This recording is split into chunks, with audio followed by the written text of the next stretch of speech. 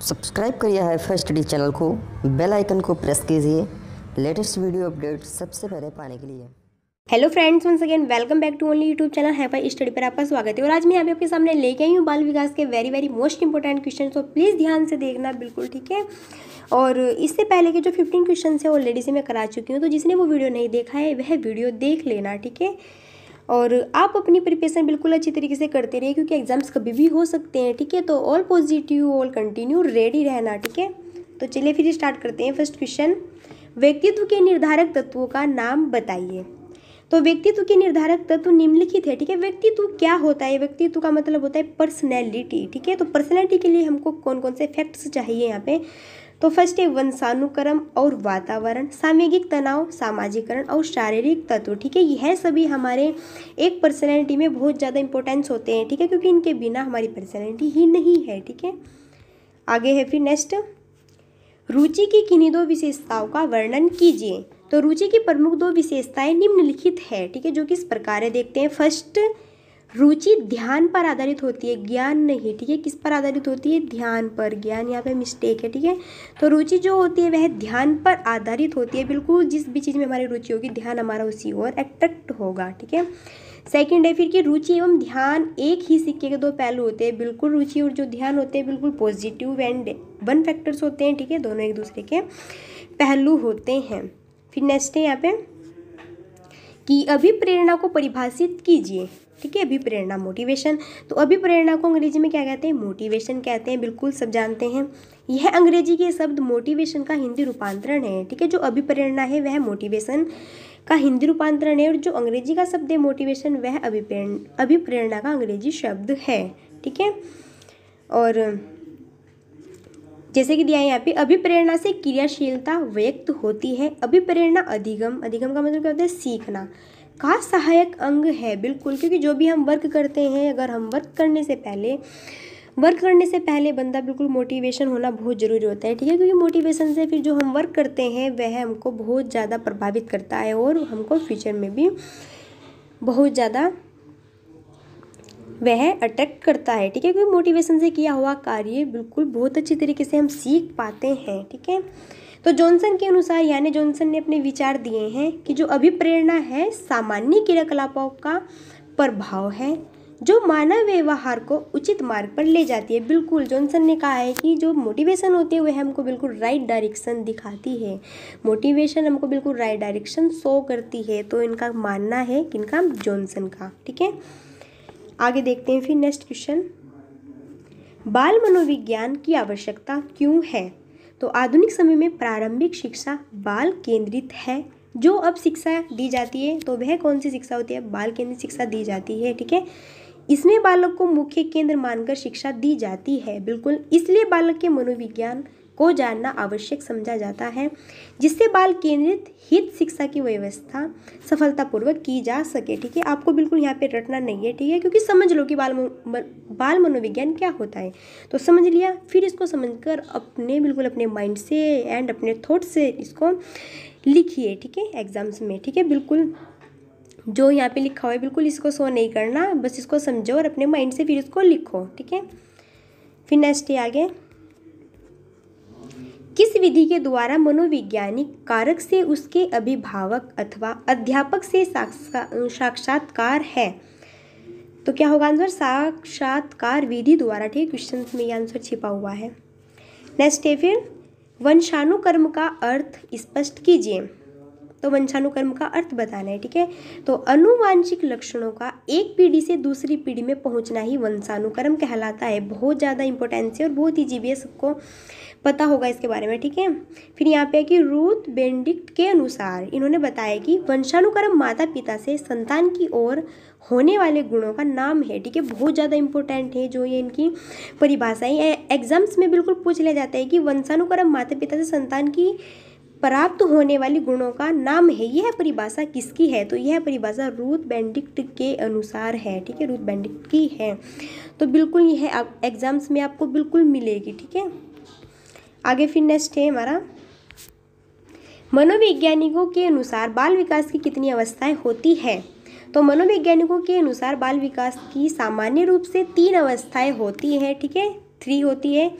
First है शैशवावस्था और बाल्यावस्था और किशोरावस्था, ठीक है। आगे देखते हैं फिर, बाल मनोविज्ञान में किसका अध्ययन किया जाता है? तो बाल मनोविज्ञान में बालकों के विकास की विभिन्न अवस्थाओं का अध्ययन किया जाता है, ठीक है। जो बाल मनोविज्ञान होता है उसमें बालकों के डेवलपमेंट की विभिन्न अवस्थाओं का अध्ययन किया जाता है, ठीक है। आगे नेक्स्ट है फिर, बाल विकास के कौन कौन से पक्ष हैं?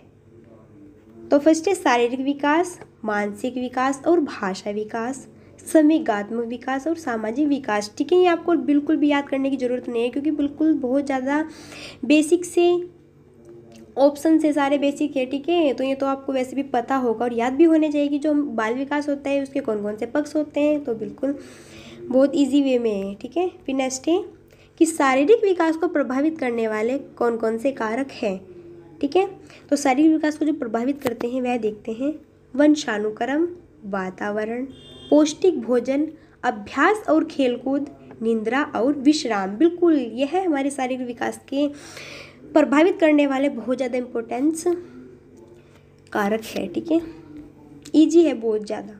फिर आगे देखते हैं, प्रमुख रूप से संवेग कितने प्रकार के होते हैं? तो संवेग मुख्यतः कितने प्रकार के होते हैं? 3 प्रकार के होते हैं। और किसने बताया है कि संवेग जो 3 प्रकार के होते हैं? यह वाटसन ने कहा है। किसने कहा है? वाटसन ने। पूछ लिया जाता है एग्जाम्स में कि वाटसन ने कितने संवेग बताए हैं? तो वाटसन ने 3 संवेग बताए हैं। कौन कौन से? क्रोध, भय, प्रेम, ठीक है। क्रोध क्या होता है? क्रोध वह होता है जब क्रोध आता है, तो तब जब बालक को क्रोध आता है, ठीक है। क्रोध तब आता है जब कार्य में किसी प्रकार की बाधा पैदा होती है। और छोटे बच्चे क्रोध की अवस्था में क्या करते हैं? चिल्लाते हैं या फिर रोते हैं, फिर भी अपने पैर पटकते हैं ना, ये तो वर्क करते हैं जो छोटे बच्चे होते हैं, ठीक है। और बालक जब क्रोध की अभिव्यक्ति करता है तो उसका चेहरा क्या हो जाता है? बिल्कुल रेड हो जाता है, ठीक है। आपने देखा जो छोटे बच्चे क्रोध दिखाते हैं तो उनका फेस क्या हो जाता है? बिल्कुल रेड सा हो जाता है, ठीक है। सेकेंड है फिर यहाँ पे भय, ठीक है। भय क्या होता है? भय होता है कि बालक में जो होता है भय का संवेग भी पाया जाता है, ठीक है। क्योंकि भय की अवस्था में बच्चों की गति क्या हो जाती है? थोड़ी रुक जाती है। क्या हो जाती है? थोड़ी रुक जाती है। और बच्चे जैसे कि बच्चे अंधेरे कमरे में जाने से डरते हैं, ठीक है, बिल्कुल होता है। और बच्चे क्या करते हैं? जानवरों को देखकर डर जाते हैं, जैसे कुत्ता, बिल्ली, बहुत सारे ऐसे जानवर होते हैं जिनको देखकर बच्चे डर जाते हैं, ठीक है। फिर थर्ड है यहाँ पे प्रेम। तो बालक में प्रेम का संवेग भी पाया जाता है, ठीक है। वह अपने माता पिता को देखकर क्या करता है? प्रेम करता है, ठीक है। और अगर वह माता पिता से उसको दूर कर दिया जाता है तो वह क्या करता है? वह रोने लगता है, ठीक है। नेक्स्ट है फिर यहाँ पे कि बाल विकास की प्रमुख अवस्थाओं की आयु सीमा क्या है, ठीक है। तो शैशवावस्था की कितनी होती है? जन्म से 5 वर्ष, ठीक है। फिर बाल्यावस्था की होती है 6 से 10 वर्ष और किशोरावस्था की होती है 11 से 18 वर्ष। बहुत ज़्यादा इंपॉर्टेंस है ये आपको बीटीसी में नहीं, ऑलरेडी से ये आपको जो आप यूपी टेट या फिर सी टेट के एग्जाम्स क्वालिफाई करोगे तो उसमें बहुत ज़्यादा बेनिफिट है। यह क्वेश्चन सीडीपी के लिए बहुत ज़्यादा बेनिफिट होते हैं, ठीक है। आगे है फिर अधिगम से क्या तात्पर्य है? तो अधिगम सीखने तथा सिखाने की सतत प्रक्रिया है, ठीक है। जो अधिगम होता है उसका मतलब होता है सीखने या फिर सिखाने की प्रक्रिया होती है। जैसे कि करो एवं करो के अनुसार कि ज्ञान एवं अभिवृत्ति की प्राप्ति ही अधिगम है, ठीक है। पूछ लिया जाएगा कि ज्ञान एवं अभिवृत्ति की प्राप्ति ही अधिगम है, यह किसके विचार है या किसके कथन है? तो यह क्रो एंड क्रो के कथन है, ठीक है। आगे देखते हैं फिर वातावरण का अर्थ स्पष्ट कीजिए। तो सामान्य रूप में वातावरण हमारे चारों ओर विद्यमान वह सभी वस्तुएं हैं जो कि हमें प्रभावित करती है, ठीक है। बिल्कुल इन्वायरमेंट जो होता है वो हमारे चारों ओर फैला हुआ होता है और हमको वो कंटिन्यू क्या करता है? हमको प्रभावित करता है इन्वायरमेंट, ठीक है। बहुत ज़्यादा ईजी और सबको पता है, ठीक है। नेक्स्ट है फिर यहाँ पे कि जीन पियाजे ने बौद्धिक विकास की कितनी अवस्थाओं का वर्णन किया है? तो जीन पियाजे ने बौद्धिक विकास की 4 अवस्थाओं का वर्णन किया है जो इस प्रकार है। जीन पियाजे बहुत ज़्यादा इंपॉर्टेंस रखते हैं, ठीक है। फर्स्ट है यहाँ पे इनका इंद्रिय जनित कामक अवस्था और सेकंड पूर्व संक्रियात्मक अवस्था, थर्ड मूर्त संक्रियात्मक अवस्था, 4 है यहाँ पे अमूर्त संक्रियात्मक अवस्था, ठीक है। तो जीन पियाजे की बात हुई तो थोड़ा समझ लेते हैं जीन पियाजे के बारे में, ठीक है। तो जो इन्होंने फर्स्ट बताया यहाँ पे इंद्रिय जनित कामक अवस्था, यह क्या होती है? यह अवस्था जन्म से 2 वर्ष तक की अवस्था है। क्या है? जन्म से जन्म से 2 ईयर, ठीक है। यह अवस्था जन्म से 2 ईयर तक की अवस्था है। बिल्कुल पूछ लिया जाता है कि जो इंद्रिय जनित कामक अवस्था होती है, ठीक है, वह कब शुरू होती है, तो वह जन्म से 2 ईयर तक की अवस्था कहलाती है, ठीक है। जैसे क्या होता है, जैसे एग्जाम्पल लेते हैं, जैसे कि एक बालक है, वह चादर पर बैठा है, ठीक है, और उसका चादर पर क्या पड़ा है, खिलौना पड़ा है, तो वह अपने खिलौने को पाने के लिए चादर को खींचता है और खींचकर अपना खिलौना प्राप्त कर लेता है। तो इसमें बालक ने क्या किया, अपने इंद्रियों का यूज़ किया, ठीक है, अपने इंद्रियों के अकॉर्डिंग इसने उस खिलौनों को प्राप्त किया। फिर नेक्स्ट है यहाँ पे पूर्व संक्रियात्मक अवस्था। जो पूर्व संक्रियात्मक अवस्था होती है, यह अवस्था 2 से 7 ईयर तक की अवस्था है, ठीक है। यह अवस्था 2 से 7 ईयर तक की अवस्था कहा जाता है इसको। इसमें क्या होता है, इसमें बालक अपनी वस्तुओं को पहचानने लगता है, ठीक है, इसमें बालक अपनी वस्तुओं को पहचानने लगता है। और थर्ड है यहाँ पे मूर्त संक्रियात्मक अवस्था, ठीक है। यह अवस्था 7 से 11 ईयर, यह अवस्था 7 से 11 ईयर तक की अवस्था कहलाती है। और इसमें क्या होता है, इसमें बालक क्या करता है, इसमें बालक अपनी वस्तुओं या फिर घटना के बारे में तार्किक रूप से सोचने लगता है, ठीक है। इसमें वह खुद की थिंकिंग के बारे में सोचने लगता है, इसमें वह तर्क करने लगता है, ठीक है। मूर्त संज्ञानात्मक अवस्था में बालक तर्क करने लगता है। फिर नेक्स्ट है यहाँ पे अमूर्त संक्रियात्मक अवस्था।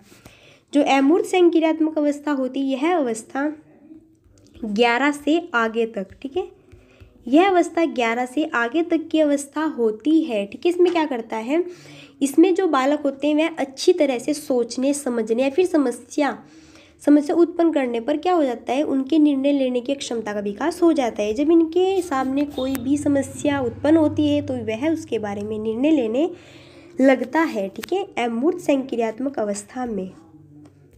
फिर नेक्स्ट है यहाँ पे, नेक्स्ट देखते हैं आगे, स्मृति किसे कहते हैं।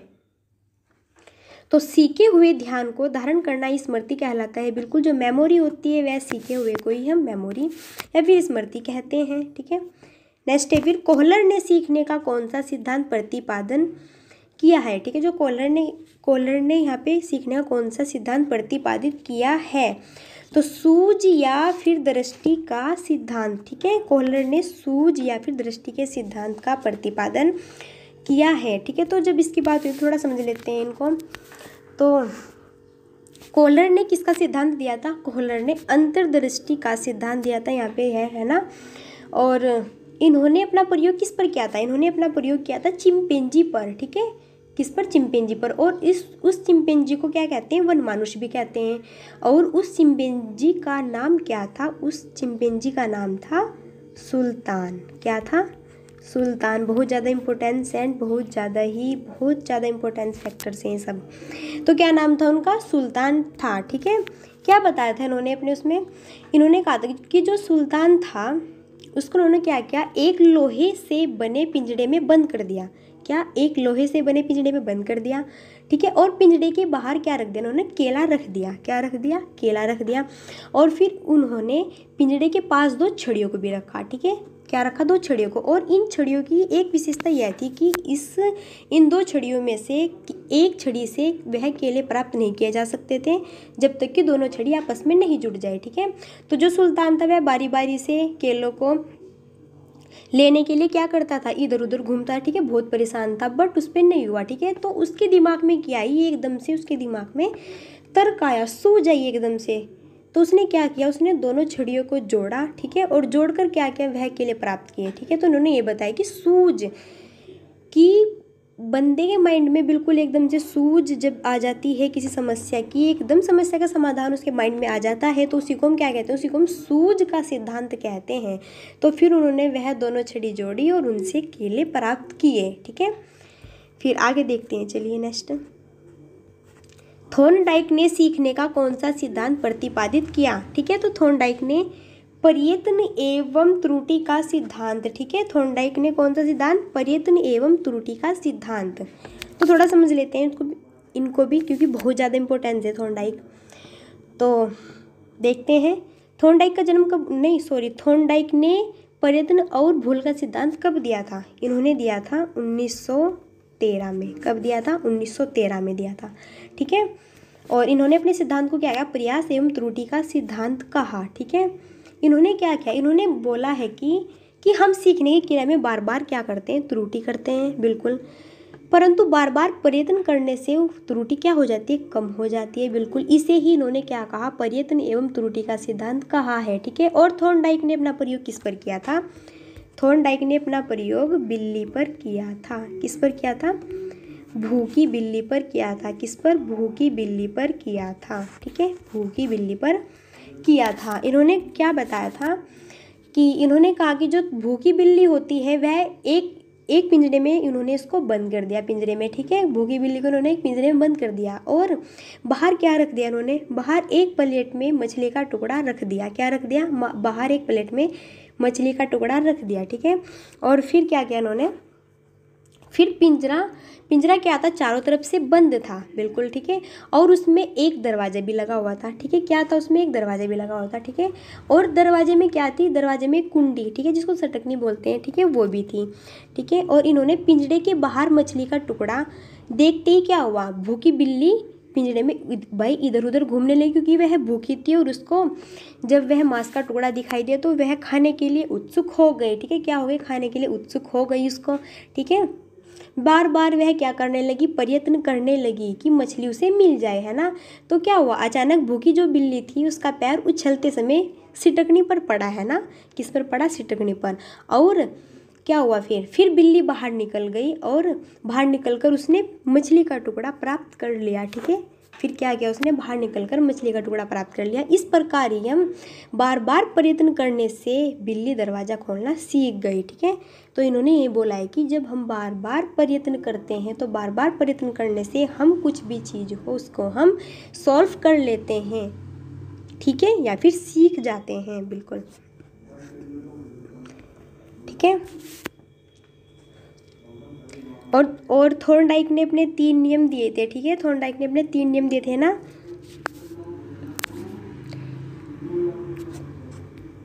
नेक्स्ट देखते हैं फिर, पावलोव ने सीखने का कौन सा सिद्धांत प्रतिपादित किया है, ठीक है, कौन सा किया है इन्होंने, अनुबंधन का सिद्धांत, ठीक है, पावलोव ने अनुबंधन का सिद्धांत प्रतिपादित किया है, ठीक है। फिर नेक्स्ट है कि स्किनर के सीखने के सिद्धांत का नाम बताइए। तो स्किनर के सीखने का जो सिद्धांत है उन्होंने किया था क्रिया प्रसूत या फिर अनुबंधन पर। किस पर, क्रिया प्रसूत या फिर अनुबंधन पर, ठीक है।